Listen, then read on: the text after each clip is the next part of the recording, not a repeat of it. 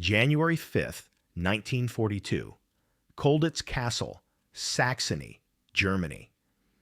The frozen fog clung to the limestone walls like a burial shroud.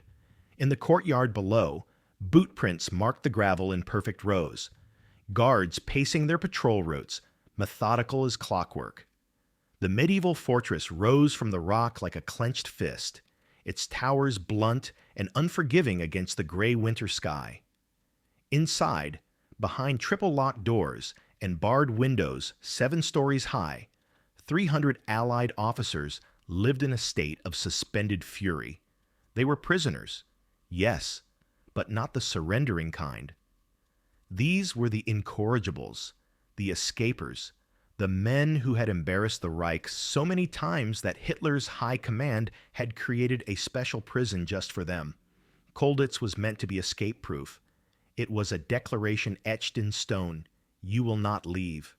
But in a cramped attic room on the eastern wing, beneath floorboards pried loose and replaced 100 times, a French lieutenant named Alain Le Ray sat threading stolen electrical wire through bedsheet fabric, testing the tensile strength with his fingers. He did not look like a man planning the impossible. He looked tired, hungry, pale from months without sunlight. But his hands did not shake, because Alain Le Ray had decided, with the cold logic of a man who had nothing left to lose, that he would rather die trying to escape than spend one more winter watching the snow fall outside windows he could not open. This is the story of the first man to escape Colditz Castle. The fortress the Germans swore was unbreachable. It is a story about bedsheets and wire, yes, but more than that, it is a story about what happens when the human will to be free collides with walls built to cage it forever. Colditz had not always been a prison. Once, it had been a hunting lodge for Saxon royalty, then a workhouse for the poor, then a sanatorium for the mentally ill. By 1939, the Wehrmacht repurposed it into Auflag Fossé, a prisoner of war camp for officers only. But not just any officers. These were men who had already escaped from other camps. Men who had embarrassed their captors. Men who, in the eyes of the Nazi regime, needed to be locked away somewhere so impregnable that escape was not even worth attempting. The castle sat atop a cliff, overlooking the Mulde River, surrounded by a 7-story outer wall, inner courtyards patrolled by armed guards, searchlights sweeping every corner after dark. The windows were barred, the doors were steel, roll call was conducted 4 times a day. Guards outnumbered prisoners nearly 2 to 1, and every inch of the castle had been studied, mapped, and secured by German engineers who understood that the men inside were not ordinary prisoners. They were escape artists, saboteurs, and tacticians who viewed captivity as a problem to be solved. The fortress loomed over the Saxon countryside like a monument to German efficiency. Its walls were 12 feet thick in places, built from limestone blocks, quarried from the cliff itself. The courtyards were designed in concentric rings, each one watched by the next, so that even if a prisoner somehow breached one barrier, 3 more waited beyond. The Germans had installed tripwires, motion sensors, and alarm systems that would make a modern security expert nod in approval. Every window was fitted with iron bars, sunk 6 inches into solid stone. Every door had multiple locks, each key held by a different guard. Even the prison library books were counted daily, in case prisoners tried to hollow them out for contraband. When Alain Le Ray arrived at Colditz in the spring of 1941, he had already escaped twice. The first time, from a camp in Poland, he had walked 200 kilometers through enemy territory before being recaptured near the Czech border. The second time, he had disguised himself as a German officer and boarded a train heading west, only to be caught at a checkpoint when a guard noticed his French accent. Both times he had come close. Both times he had failed. And now he was here, in the one place designed to ensure there would be no third attempt. The other prisoners watched him during those first weeks. They had learned to recognize the look, the way certain men never quite settled into captivity, the way their eyes tracked patrol patterns even during casual conversation, the way they measured distances and angles without seeming to. Le Ray was one of those men. Within days of his arrival, he had memorized the guard rotation schedule. Within weeks, he had identified 17 potential escape routes and dismissed 16 of them as too risky or too well monitored. But Le Ray did not see Colditz the way the Germans wanted him to. He did not see stone walls and iron bars. He saw patterns, routines, gaps in the system so small they were almost invisible, but still there, waiting to be exploited. He began by watching. Every day he studied the guards. He memorized their shift changes, their patrol routes, the moments when attention wavered.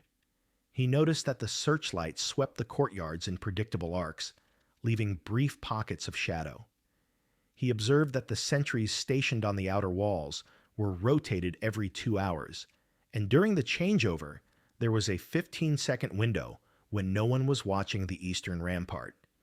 15 seconds, not much, but enough. He studied the architecture with the eye of an engineer. The castle had been built in stages over 4 centuries, and each renovation had left its mark. Walls that didn't quite align, roof lines at different heights, windows placed asymmetrically to accommodate interior room layouts. The Germans saw a fortress. Le Ray saw contradictions, imperfections. Places where medieval craftsmanship met 20th century modifications, creating gaps that shouldn't exist but did. The plan began to take shape in his mind. The eastern wing of the castle abutted the outer wall at a narrow angle. If he could reach the roof of the officers' quarters, an attic space accessible only through a locked door, he could climb out through a small window, traverse the roof line, and lower himself onto the rampart wall. From there, a rope made from bedsheets would carry him down the cliff face to the river below. The distance was 60 feet. Survivable if the rope held. Fatal if it didn't. But first, he needed materials. Bedsheets were easy. Every prisoner had 2. Wire, though, was a different problem. The Germans had stripped the castle of anything that could be repurposed for escape. Nails, tools, metal scraps. Security inspections happened weekly, sometimes daily. Guards would arrive without warning, empty entire rooms, tap walls, listening for hollow spaces, measure floor dimensions against architectural blueprints to detect hidden compartments. But Le Ray noticed that the camp's theater group, yes, even in Colditz, the prisoners were allowed to stage plays as a way to maintain morale and prevent mental deterioration, used electrical wire to rig stage lights. The Germans permitted this because theater was supervised, because it kept the prisoners occupied, because even the Reich understood that men locked in cages needed some outlet for their humanity.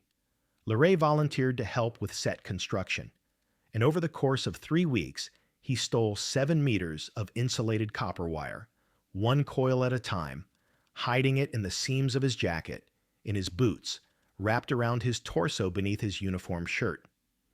Every theft was calculated. He never took too much at once. He varied the times and locations. He made sure other prisoners were working nearby, creating witnesses who could testify he'd been in the theater room, but never alone long enough to steal anything significant. And each night, he would smuggle the wire back to his quarters, his heart hammering against his ribs as he passed guard checkpoints, knowing that if they searched him, if they found even a single piece of copper, the entire plan would collapse. At night, in the attic room he shared with 2 other French officers, Captain Jacques Pro and Lieutenant Michel Cacot, he braided the bedsheets into rope. It was delicate work. Too loose, and the fabric would tear under his weight.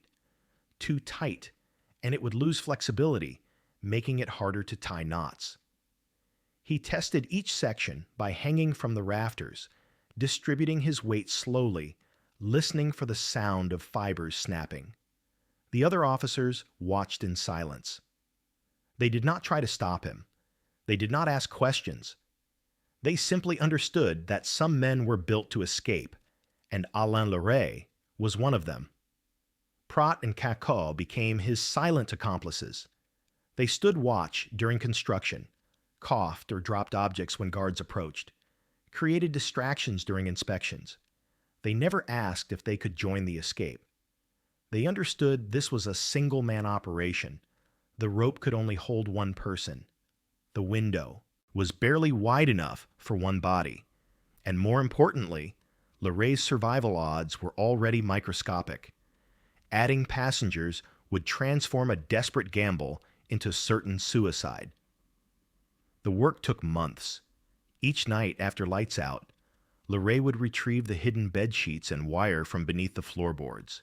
He would braid for 2, sometimes 3 hours, his fingers working by moonlight and memory. His hands became calloused, then bloody, then calloused again.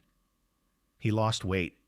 Already scarce rations stretched thinner as he diverted mental energy to planning rather than eating.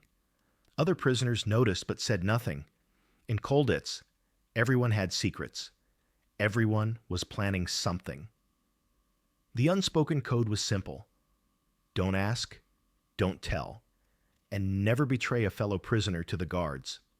By late December, the rope was ready, 30 meters long, strong enough to hold 80 kilograms, coiled tight and hidden beneath a floorboard that had been sawed loose and replaced so many times the wood no longer fit snugly.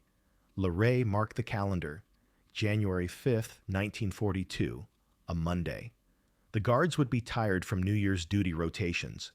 The weather forecast, gleaned from German newspapers left carelessly in common areas, predicted fog rolling in from the Mulde Valley. Everything had to be perfect, because there would be no second chance.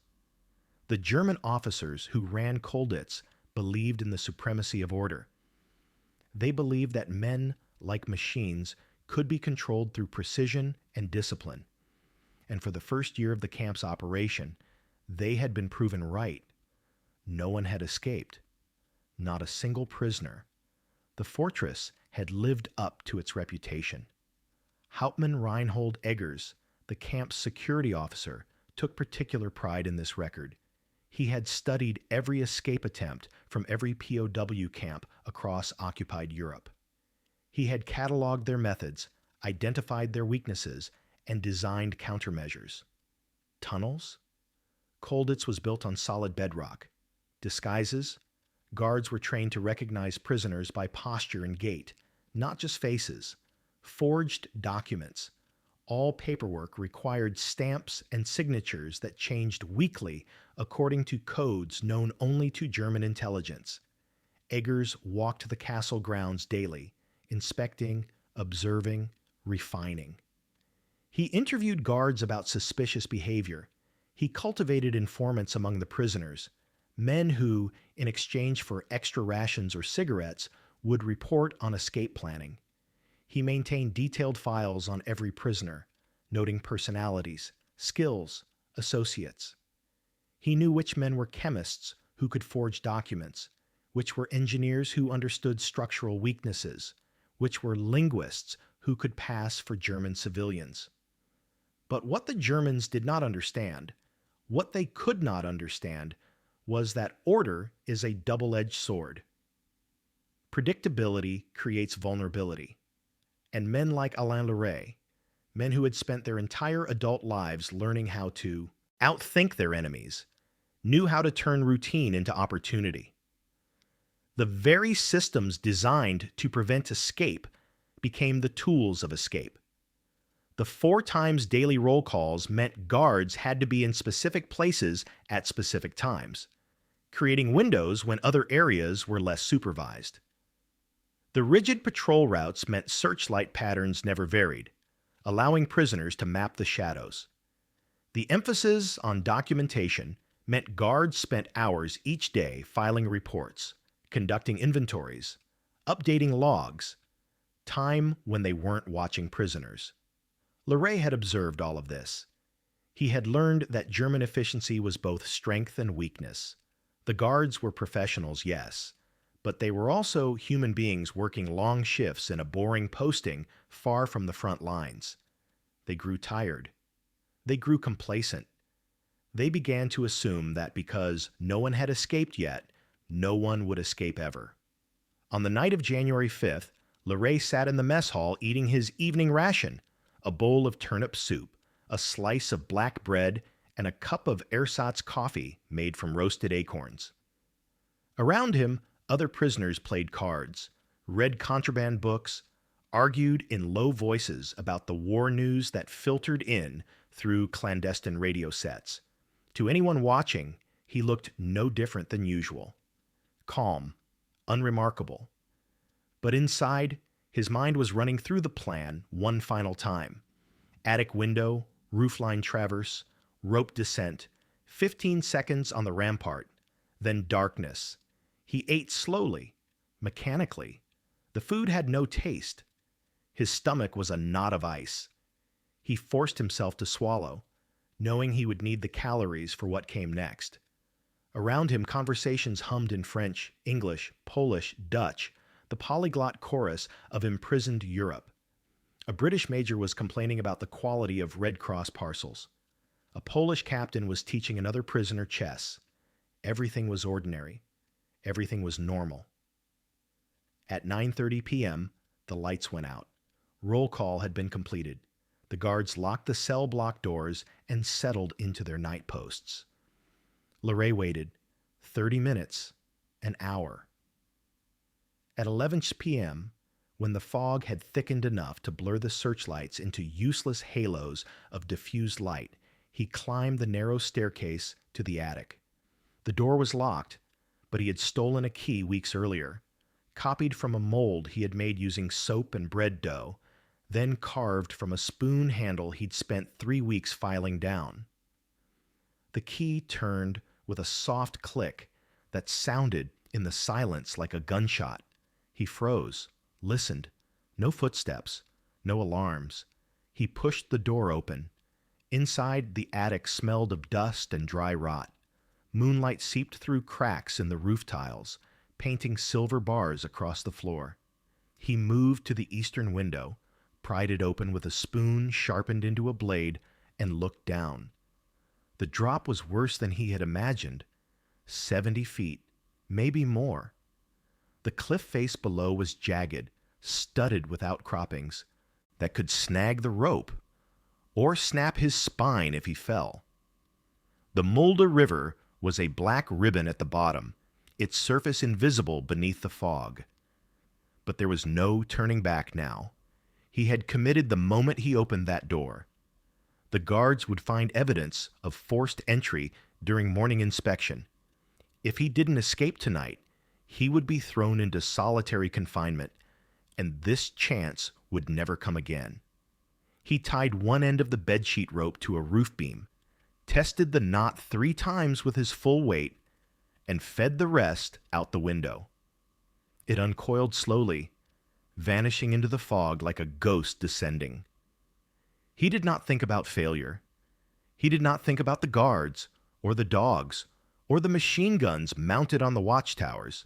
He thought only about the next handhold, the next breath, the next second, and then he climbed out the window. The roofline was slick with ice. Le Ray moved on his stomach, distributing his weight across the tiles, inching forward until he reached the edge where the roof met the outer wall. Below, he could hear the crunch of boots on gravel, a guard making his rounds. He froze, waited. 10 seconds, 15. The footsteps faded. He swung his legs over the edge, gripped the rope with both hands, and began to descend. The bedsheet fabric cut into his palms immediately. Within seconds, he could feel blood making his grip slippery. His shoulders screamed with the effort of controlling the descent. This wasn't a smooth rappel, but a jerky, desperate hand-over-hand crawl down fabric that twisted and swayed with every movement. Halfway down, the rope twisted violently, slamming him against the stone wall. His ribs hit limestone with a crack that knocked the air from his lungs. He bit his tongue to keep from crying out, tasted blood mixing with the copper tang of fear. 20 feet, 30. The fog swallowed him whole. He could no longer see the castle above or the ground below, only the pale thread of fabric between his hands and the void on all sides. His arms were failing. The muscles were turning to liquid, refusing commands. He tried to speed up the descent, lost his grip for a heart-stopping second, caught himself, kept moving, and then suddenly his feet touched earth. He let go of the rope and collapsed onto the riverbank, gasping. For a moment, he simply lay there, feeling the cold mud against his face, the river's wet breath on his skin, the impossible reality that he was outside the walls. His hands were shredded, his ribs might be cracked, but he had done it. He was free.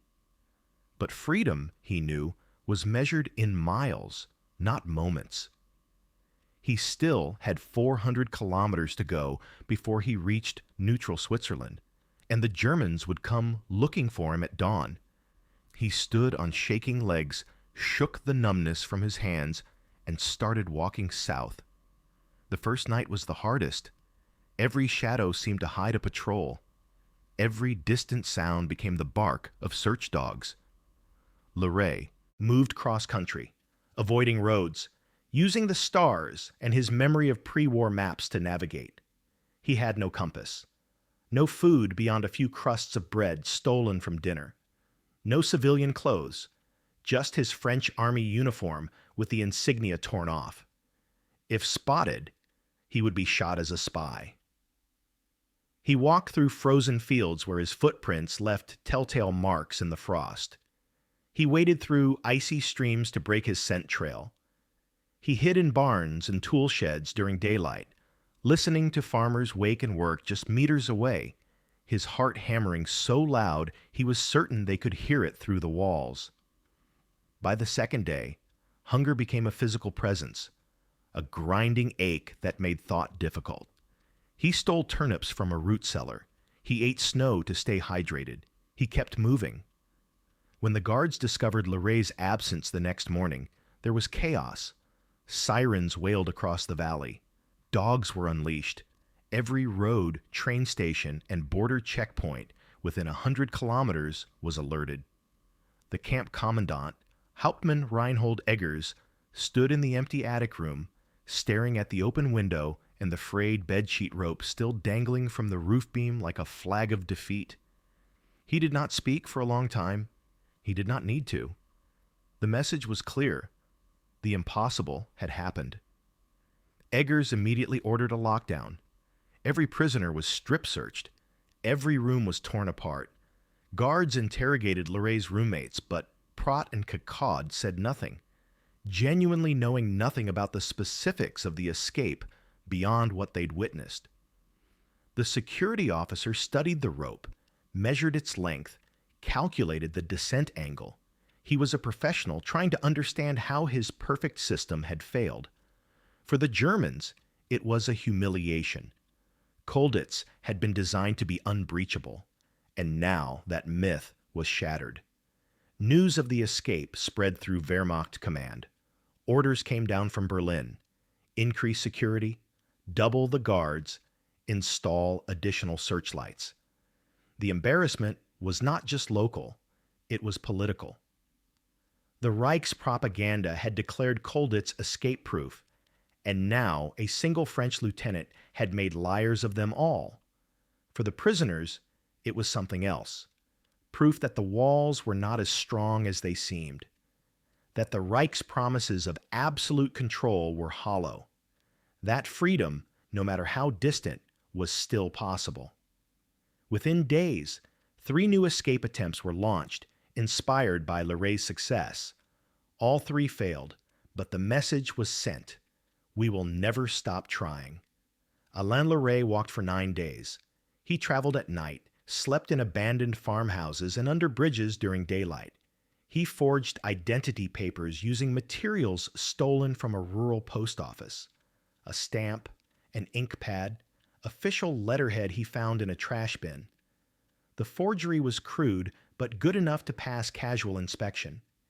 He avoided villages where Wehrmacht patrols were common, but when necessary, he walked through small towns with the confidence of a man who belonged there, understanding that hesitation attracted attention more than boldness did. He ate raw potatoes pulled from frozen fields. He broke into a smokehouse and stole 3 sausages, leaving behind a note promising to repay the theft after the war. He traveled roughly 30 kilometers per night when terrain allowed, less when he had to detour around patrols or wait for darkness in dangerous areas. Near Nuremberg, he hitched a ride on a freight train heading south, hiding in a boxcar full of coal. For 16 hours he crouched in complete darkness, breathing coal dust as the train rattled toward Munich. When it slowed near the Swiss border, he jumped, rolling into a snowbank that cushioned the impact but left him bruised and limping. The final stretch was the most dangerous. The German-Swiss border was heavily patrolled, mined in places, watched by guards who shot first and asked questions never. Le Ray watched the border for an entire day, mapping patrol patterns, looking for the gaps. Just before midnight on January 14th, 1942, he saw his chance, a 15-minute window when 2 patrol routes created a blind spot near a forest crossing. He ran. His legs, weakened by days of hunger and cold, barely carried him. He stumbled, fell, got up, kept moving. Behind him, a shout, a searchlight sweeping the trees. The crack of a rifle shot that kicked up snow 3 meters to his left. But he was across. He was in Switzerland. He collapsed into the arms of Swiss border guards who could hardly believe the story. He gasped out between ragged breaths, a story of bedsheets and wire, and a castle that was supposed to be inescapable. He was the first man to escape Colditz Castle.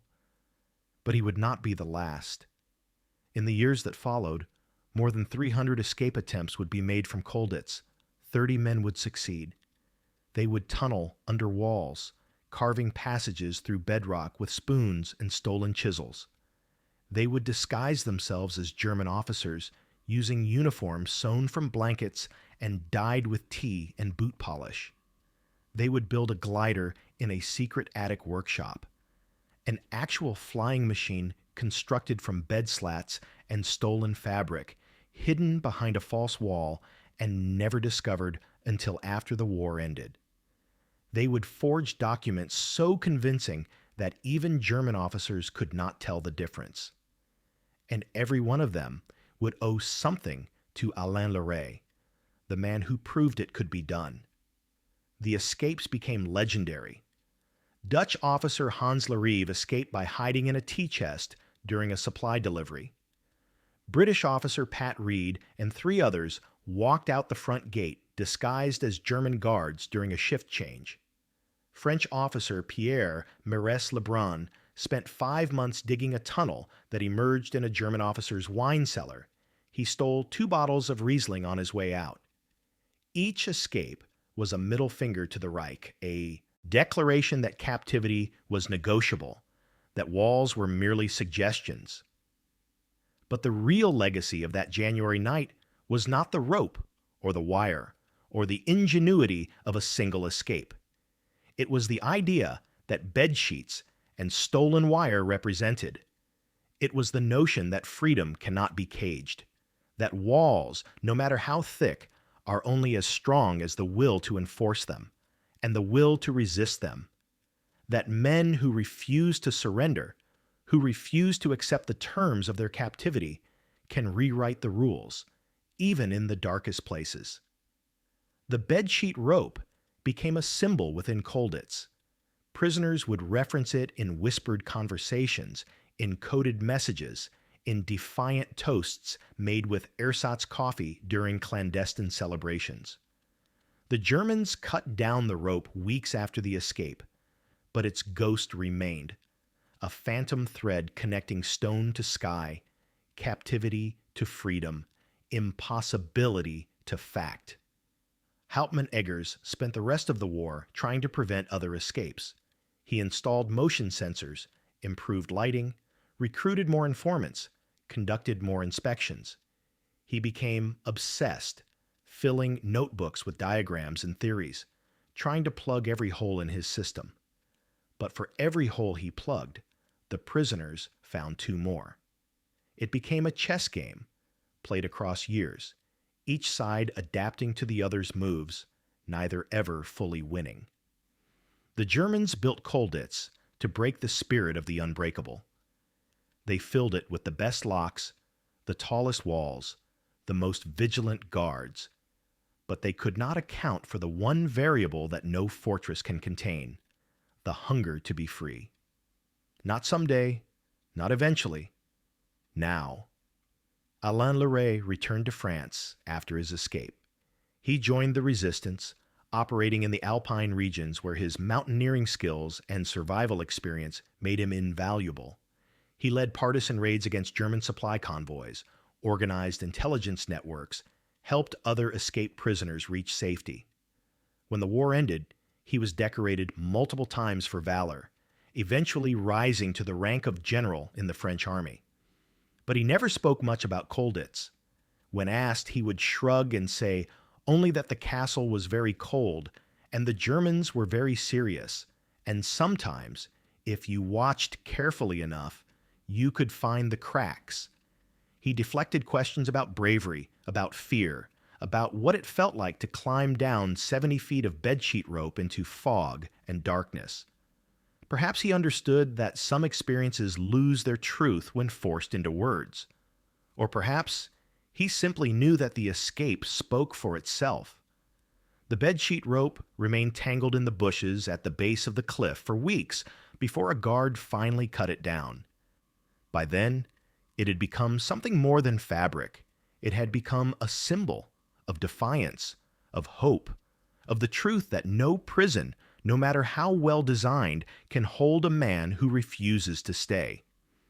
And on winter nights, when the fog rolled in thick over the Mulde River, the prisoners inside Colditz would look up at the eastern rampart, at the window where Le Ray had climbed out into the void, and they would whisper to one another in the darkness, "If he did it, so can we." They would touch the walls of their cells and feel not stone, but possibility. They would count the guards and see not captors, but chess pieces to be outmaneuvered. They would braid their own bedsheets, steal their own wire, plan their own descents into freedom. Because Le Ray had proven what the Germans never wanted them to know, that the only truly escape-proof prison is the one you build in your own mind. And once that prison falls, no wall on earth can hold you. The war ended. The prisoners went home. Colditz Castle became a museum, then a tourist attraction, then a monument to a strange chapter of history when the art of escape reached its highest expression. Visitors walk through the courtyards now, cameras clicking, trying to imagine what it was like. They stand at the eastern window and look down at the cliff face and wonder how anyone could have been desperate enough, brave enough, crazy enough to try. But they cannot feel what those men felt.